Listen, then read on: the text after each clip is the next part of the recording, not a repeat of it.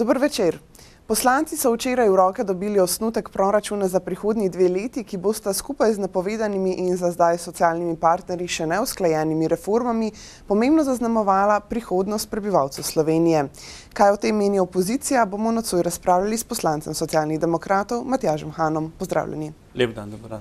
Poglejte, v zadnjih dneh razburja predvsem zadolževanje Slovenije preko denarnih obveznic v višini kar 2,25 milijard evrov, dolarjev. V opoziciji opozarjate pravzaprav, da gre za eno izmed najdražjih možnih zadolževanj, s čimer se na nek način strinja tudi predsednik vlade. Zakaj je potem država pravzaprav sploh šla v takšno obliko zadolževanja? No, država je šla v to obliko zadolževanja iz preprostega razloga, ker rabi likvidnost proračuna.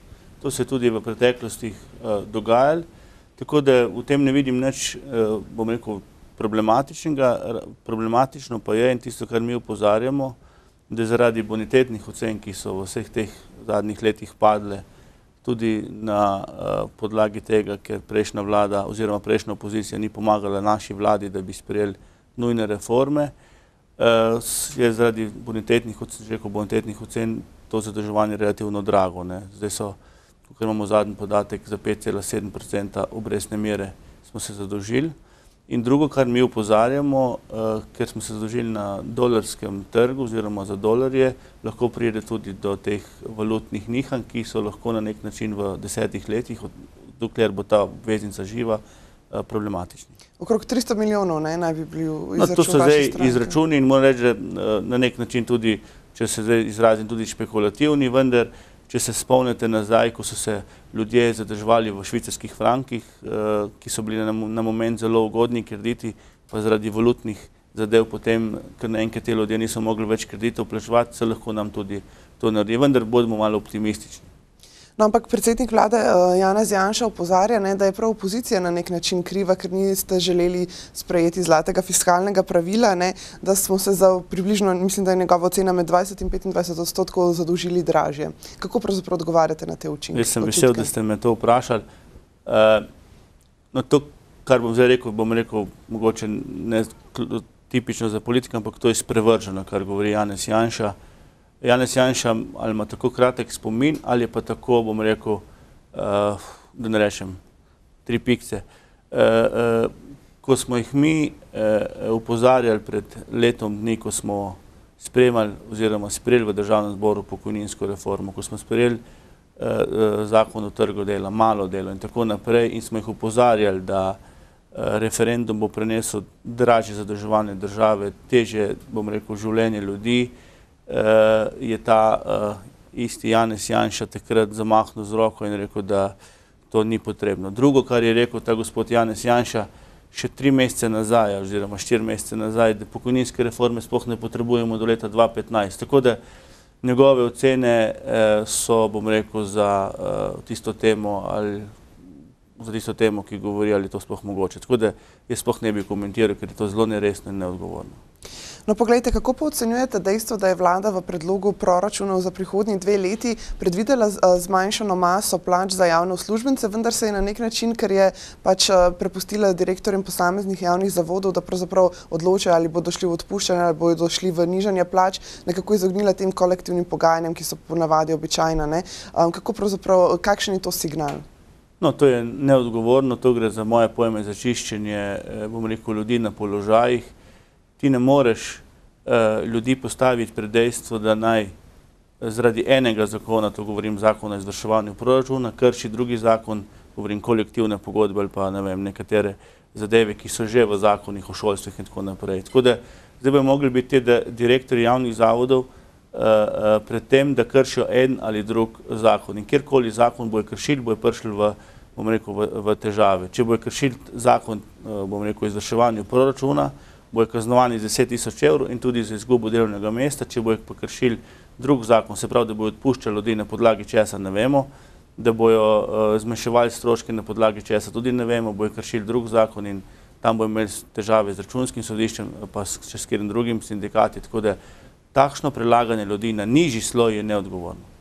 No, čeprav še vedno sicer poteka dialog s socialnimi partnerji glede tako pokojninske reforme kot reforme trga dela, ne, in da ne glede na to, da vlada zagotavlja, da bo pač možno skozi postopek to še spreminjati, pa ju je vseeno neusklajene socialnimi partnerji poslala pred poslance. Ne. Kakšen signal pravzaprav je to med tem, ko pogajanja še tečejo s socialnim partnerjem?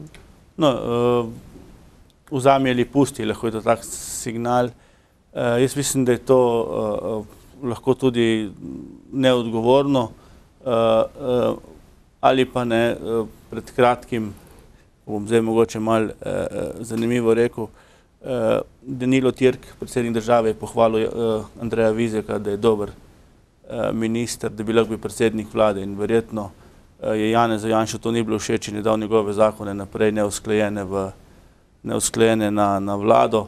To je lahko špekulacija, lahko je pa tudi res. Ampak jaz mislim, da sicer govorijo, da je še 3-4 tedne časa do uskladitve. Jaz upam, predvsem, da se bomo uskladili na pokojninski reformi in zakonu o trgu dela, ker te dva pa so reforme, ki so potrebne za Slovenijo. In kar se tiče socialnih demokratov, bomo vsebinsko sodelovali in pomagali, da se bo ta zakona vendarle sprejela. No, ko ste ravno omenjali pokojninsko reformo, ta pokojninska reforma je pravzaprav precej podobna v nekih ključnih, recimo, temeljih tisti, ki ste jo pravzaprav želeli sprejeti v času mandata vaše vlade. Se z njo torej strinjate ali vseeno vidite neke ključne zadržke, recimo zaradi česar je ne bi podprli na koncu? No, neka ocena, mi bomo to oceno sicer pridobili, ocena je, da je 95% pokojninske reforme, ki smo mi sprejeli, implementiran v to zdajšnjo pokojninsko reformo, ki so jo spravili zdaj skupaj pri ministru Vizjaku. Ključno za moje pojme je to, da bodo ženske zdaj izenačene z moškimi in da je vsa teža na ženskih. Zdaj veste, da je 40 in 60, 40 delovne dobe, 60 let starosti izenačeno. Tako da se mi zdi, da so tukaj ženske bistveno na slabšem kot v naši pokojninski reformi. In druga je, da drug pomemben razlika je, da se pokojninska blagajna očisti z pokojninami borcev, pokojninami izgnancev, potem tisti, ki so delali v drugih državah bivše Jugoslavije, in da gre to na druge transferje, socialne transferje. Zavedajoč se, da že zdaj smo za vse te pokojnine, ki so izredne pokojnine, ki niso vezane na pokojninsko dobo, plačevali iz proračuna, in upam, da bo temu tako tudi drugače. In upam, da ne bojo, ko jih bo zdaj očistili iz te pokojninske blagajne, da ne bojo potem spreminjali zakone in tem ljudem prikajša tudi ta sredstva. No, poglejte, v reformi trga dela, ki je drugi pomemben spektar teh reformnih pogajanj, je pravzaprav enotna pogodba, ki je na začetku najbolj razburjala, za zdaj odpravljena, ampak odpravnine se vseeno očitno manjšajo, odpuščanja se olajšujejo. In glede na to, da vlada hkrati pravzaprav na drugi strani sprejema določene ukrepe, ki recimo razbremenjujejo podjetja pri davku na dobiček in podobne zadeve, menite, da gre tukaj za pravo pot v času krize, ko je nekateri opozarjajo, da je še toliko bolj pomembno, da se ohranjajo recimo mehanizmi socialne države, skratka, da se zavarujejo delavca, ki so pač v času krize še toliko bolj na udaru. Je to prava pot? No, to, kar zdaj prihaja ven, predvsem slišimo kaj iz medijev glede usklajevanj, mislim, da zdaj ni noben več zadovoljen s tem predlogom. Ne delodajalci, pa tudi ne sindikati. Delodajalci celo govorijo, da je zdajšnji predlog te vlade še bolj otežujoč, kot je bil prejšnji predlog. Tako da jaz upam, da se bodo vendarle dogovorili pri tem pomembni reformi in da bo kakor toliko usklajena ta zakonodaja šla, potem bila tudi sprejeta. Tako da jaz bi ta moment zelo težko govoril o tem zakonu, ker tako minister kot sindikati, kot delodajalci govorijo, da je dovolj časa za pogajanja, vendar pa kot socialni demokrat mislim, da moramo na tem socialnem terenu dati bistveno več poudarka, ker ljudje, ko govorimo o fleksibilnosti trga dela, ljudje bi to razumeli. Vendar, ko enkrat izgubiš delovno mesto, ga v Sloveniji žal ne dobiš več. In potem govoriti o fleksibilnosti je zelo težko. Če bi ljudje našli sami službo in tako naprej, bi za njih bila verjetno vsaka takšna reforma sprejemljiva. Tako pa, ker ko enkrat izgubi službo, težko se vrneš nazaj na delovno mesto, kakršnokoli, je za ljudi to težko razumevajoče. Poglejte, v primeru, da državni zbor vseeno sprejme neusklajene reforme, jo verjetno vse 3 zakone čaka pravzaprav referendum. Zdaj, vladajoča politika zelo opozarja pred nekimi apokaliptičnimi scenariji v primeru, da pravzaprav pride do referenduma. Bi to dejansko bilo tako zelo narobe pravzaprav za prihodnost Slovenije? No, moje osebno mnenje je, da če si kaj ne želim, si ne želim referenduma o pokojninski reformi in tudi, to je za moje pojme ključno. Pokojninska reforma je za moje pojme na številka 1. Zakon o delovnih razmerjih je pomemben, vendar se mi zdi, da imamo še kar nekaj časa, da ga sprejmemo, tako da ne želim si reforme oziroma referenduma o pokojninski reformi in jaz tudi verjamem, da tudi zakon o delovnih razmerjih ne bo šel na referendum. Tako da, glede na to, da smo se na nek način lahko zadolžili, ko so prej strašili, da se tudi zadolžiti ne bomo mogli, se pravi, da Slovenija še ni v tako slabem stanju, da ima pa slabo vlado, je pa dejstvo. Poglejte, državni svet je zavrnil 2 zakona, v bistvu glede ustanovitev državnega holdinga in slabe banke in poslanci boste zopet pač odločili o tem zakonu, ampak verjetno boste ponovno dobila večino. Obema pa pravzaprav grozi referendum, če ponovno prideta čez. Se vam zdi ta zakona torej smiselna? Mislim, cilji so verjetno pravi. Jaz kot opozicija, kot pozicija se strinja, da je potrebno na bančnem sistemu nekaj narediti, da pa, kar se tiče pa z upravljanjem premoženja, imamo pa pač čisto različne koncepte, saj socialni demokrati glede na pozicijo oziroma in pa glede na pozitivno Slovenijo. Jaz mislim, da če se ustavim pri holdingu, tem tako imenovanem holdingu, mislim, da gre tle glavno za razprodajo premoženja in na nek način polnjenje proračuna, da ne rečem, da bo nekateri posameznik dobili za razprodajo premoženja tudi provizije.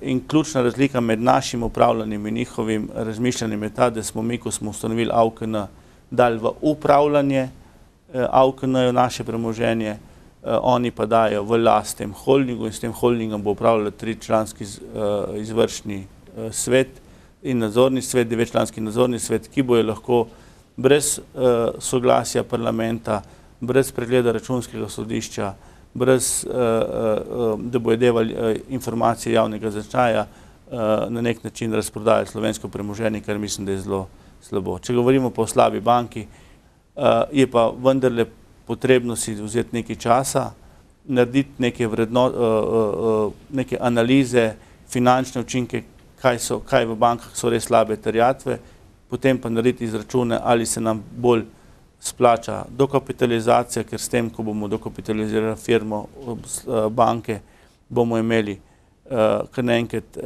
lastništvo banko sami, bom rekel, v svoji lasti in drugo, močen kapital bo šel lahko tudi po vire drugam v svet, kar je ključno, ker banke ne kreditirajo gospodarstva in to je največji problem. In samo za ustanovitev slabe banke se zaradi tega gospodarstvo ne bo, bom rekel, napajal iz te banke z novimi sredstvi. No, poglejte, vlada si tudi z nekim osnovnim strinjanjem vaše stranke pravzaprav prizadeva za ostrejšo referendumsko zakonodajo. Zakaj bi po vašem mnenju uvedba kvoruma in podobnih in ostalih rešitev, kot so predlagane, pravzaprav koristila nekemu temu najbolj temeljnemu, recimo demokratičnemu mehanizmu, ki ga imajo v parlamentarni demokraciji ljudje na voljo, da ga izkoristijo, kadar se ne strinjajo z odločitvami tako vlade kot parlamenta? No, ta sprememba 90. člena ustave, kjer, bom rekel, bi na nek način postavila nove zadeve glede sklicevanja referendumom, se mi zdi prava. To je tudi naše razmišljanje. Mi smo sami na svoji koži občutili, kaj pomeni, bom rekel, sklicevanje referendumov. Jaz pravim tako, nekatera vlada, ki prevzame odgovornost, mora tudi bom rekel, sprejemati odločitve, ki imajo, bom rekel, svoje učinke, seveda tudi na življenje ljudi. Zdaj, če bi mi nas dva vprašali, ali bi mi dva še plačevala davke ali ne, bi verjetno rekla, ne, bomo obkrožila ne. Ampak nekatere stvari se pač ne dajo spremeniti, država mora funkcionirati. Tako da tukaj bi samo na nek način omejili, da ne bi v Sloveniji res imeli toliko referendum, kot jih imamo. Mi smo imeli, mislim, da v vsej zgodovini 17 ali 11, ne me za besedo držati, referendumom. Nekateri so bili pomembni, nekateri so bili manj pomembni. Dejstvo je pa, da samo 3 so dosegli nek kvorum oziroma da je šlo več kot 50% ljudi na referendum. To je bil ali gremo v Evropo ali gremo v NATO in ne nazadnje ta arbitražni sporazum. Vse ostalo je bilo bistveno pod 20%. Tako da se mi zdi ta kvorum že prav. Tako da mi bomo, kar smo povedali, tudi svoje držali, ne ustavni pravniki tudi svoje strokovno mnenje povem, potem bomo pa videli, kako ima katera stranka, bom rekel, fige v žepu. No, pa gledajte, vi ste predsednik parlamentarnega odbora za gospodarstvo. Kaj je, glede na to, da imate pogled v stanje, tisto, kar pravzaprav podjetja v tem trenutku za izhod iz krize in ohranjanje delovnih mest najbolj potrebujejo od države? Prvo, zavedati se moramo, da je slovensko gospodarstvo prezadolženo. Leta 2004-2008, zaradi, bom rekel, tega finančnega balona se je gospodarstvo prezadolžilo, večina za konsolidacijo, bom rekel, lesništva, nekaj malega pa tudi gospodarstva za to, da so si poboljšali kvaliteto dela in šli v neke znanstvene zadeve. In sedaj je problem dobiti svež denar, zato da na nek način zadeve sfinancirajo in dobijo, bom rekel, nove trge. Ključno, kar bi mogel minister za gospodarstvo vedeti in upam, da ve, slovensko gospodarstvo je 70%, bom rekel, na nek način usmerjeno v tuji trg in definitivno bi mogli tu najti nekatere zakonske podlage in pa tudi spodbude, da bi te izvozniki dobili nekatere spodbude, ker bi z temi zadevami na nek način lahko spodbudili potem tudi porabo. In drugo, mi moramo začeti delati neke projekte, infrastrukturne projekte, ki bi, bom rekel, gradbeništvo, ki ima potem vplive tudi na druge segmente, zagnali. Če bomo tu znali najti neke osnove, potem bo tem sektor tudi bolje, kar pa mislim, da mora biti, ker je to glavno, ki, bom rekel, poganja državo. No, poglejte, napovedan vladni dvig DDV na določene storitve, na časopise, pravzaprav še vedno buri duhove. Menite, da bo proračunski prihodek, ki bo izhajal iz tega, dejansko tako visok, da bo upravičljiv za učinke, ki bo to povzročilo recimo na področju medijev ali pa tudi na področju recimo manjših obrtniških storitev, kot so recimo frizerji in podobno? No, to je katastrofa, takšno selektivni dvig davkov ne prinaša učinka ne v proračun, prinaša pa učinek in tega me je strah, to, kar si želi ekipa okoli Janeza Janše, ki ima, če pogledate skozi zgodovino, nek željo po vplivu po medijih, da tiste medije, ki se mu ne zdijo, uniči na tak način in postavi nove medije, ki bi bilo, bom rekel, pisan na kožo vladi Janeza Janše. Tako da jaz mislim, da gre tle predvsem za to ideologijo, manj pa za kakšne finančne učinke. Če ti vsi ekonomski strokovnjaki, če ti vse države, ki so imele to, pa so zdaj znižujejo, povejo, da gre predvsem v medijih za 11% dvig DDV-ja za katastrofo, potem jaz ne vidim druga tukaj kot neka politično preračunavanje, da boš imel medije na svoji strani. Tako da meni se zdi to sprevrženo, ker naši mediji, predvsem tiskani mediji, imajo že tako ali tako probleme zaradi teh novih tehnoloških zadev. Vi veste, da prek interneta, elektronskih medijev narod bere časopis. Poleg druga imamo pa mi v Sloveniji še ta problem, da smo v tistih letih, ko je tudi Janez Janša vodil vlado, bom rekel, so nekateri privatniki kupili tele naše hiše, kot je Delo in Večer, za to, da bi imela politika vpliv in imajo še tukaj danes probleme. Tako da jaz mislim, da je tle za pravo akcijo uničevanja medijev. Poglejte, vi ste nekdanji župan občine Radeče, ki jo je hudo prizadel stečaj Radeče papirja. Zdaj, sredi novembra je predvidena dražba podjetja. Kakšne so pravzaprav zadnje informacije? Gotovo imate neko pogled. Je to turško podjetje, ki se je omenjalo, še vedno v igri za to, da kupi to podjetje? Jaz ne bi rad, imam informacije. Jaz osebno in tudi na občini posamezniki se trudimo, da vsem investitorjem, ki bi prišli v Radeče, omogočimo na dobre pogoje, najprej na lokalnem nivoju. Vi veste, kaj lahko lokalna skupnost da se odpove, ne vem, nadomestila stavbnega zemljišča, da se lahko na nek način priključijo na centralne čistilne naprave in tako naprej. To je ena stvar in to smo mi vse upravili za pismi, za pogovori z vsemi investitorjami, ki bi želeli. Osebno sem tudi govoril z tako ministrom za gospodarstvo kot ministrom za delo, da vidimo, če bi prišel tu investitor v kupu to tovarno, da bi imel pač ugodnosti, ki jih po zakonu lahko ima. Tako da se, kar se tega tiče, izredno trudimo. Ali je to dovolj, bomo počakali do 15. novembra.